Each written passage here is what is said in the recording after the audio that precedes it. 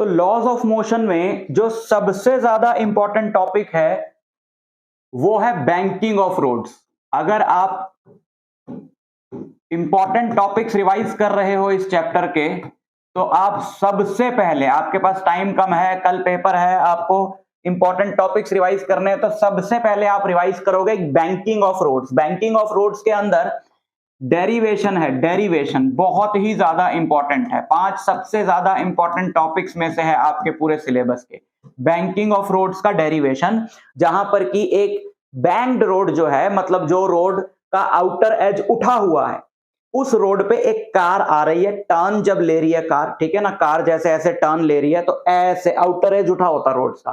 तो रोड जो है वो रफ है, रोड पे फ्रिक्शन है और आउटर एज उठा हुआ है, तो उस केस में कार की ऑप्टिमम वेलोसिटी क्या होनी चाहिए ताकि कार स्किड ना हो और पलटे ना, उसका एक्सीडेंट ना हो, उसके लिए यहां पे एक डेरिवेशन है वेलोसिटी के फॉर्मूले के लिए। वो डेरिवेशन आपका बहुत ज्यादा इंपॉर्टेंट है। सबसे ज्यादा इंपॉर्टेंट जो है वो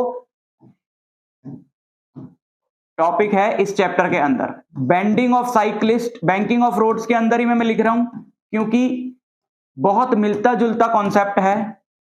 बेंडिंग ऑफ साइक्लिस्ट, कि साइक्लिस्ट जब टर्न लेता है तो वो बेंड करता है, ये भी एक बहुत छोटा सा डेरिवेशन है। बैंकिंग ऑफ रोड्स की जो डेरिवेशन है बच्चों, वो आएगी अपनी कम से कम 3 नंबर में, या फिर ज्यादा चांस है 5 नंबर में आने का। ये बहुत छोटी डेरिवेशन है, 2 नंबर का आपको क्वेश्चन आएगा, बट जो सबसे इंपॉर्टेंट टॉपिक है लॉज ऑफ मोशन का, वो है बैंकिंग ऑफ रोड्स का। फिर उसके बाद आपके पास और टाइम है तो आप फ्रिक्शन के कॉन्सेप्ट्स को रिवाइज करोगे। फ्रिक्शन के अंदर आपको टाइप्स ऑफ फ्रिक्शन पता होने चाहिए, static friction, kinetic friction, limiting friction, उनके जो ग्राफ्स हैं, angle of friction, angle of repose, angle of friction का फॉर्मूला, एंगल ऑफ रिपोज का रिलेशन, डेरिवेशन, ये सारी चीजें, ठीक है, नोट करते जाना आप साथ साथ।